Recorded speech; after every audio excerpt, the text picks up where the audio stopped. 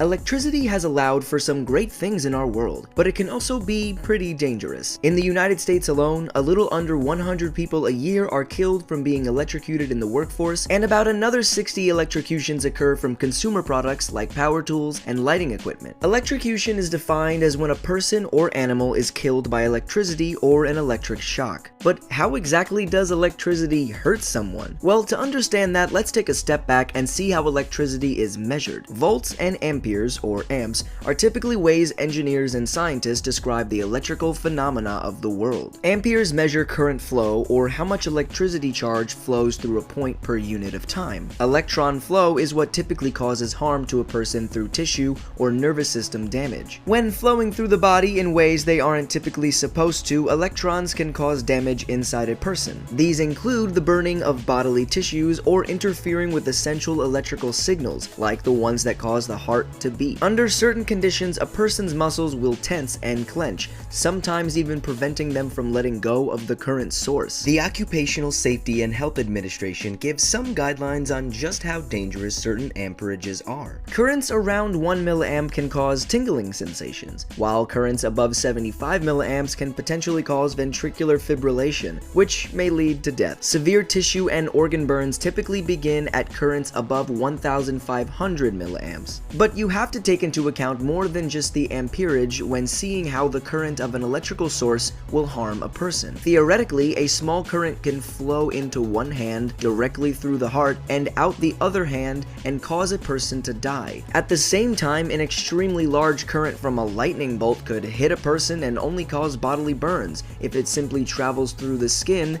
and not further inside a person. Certain body parts are also more susceptible to electric damage than others, with someone's inner organs having far less resistance than their outer skin. Wet skin also has way less resistance than dry skin. This is why people are at a far greater risk of electrocution when water is involved.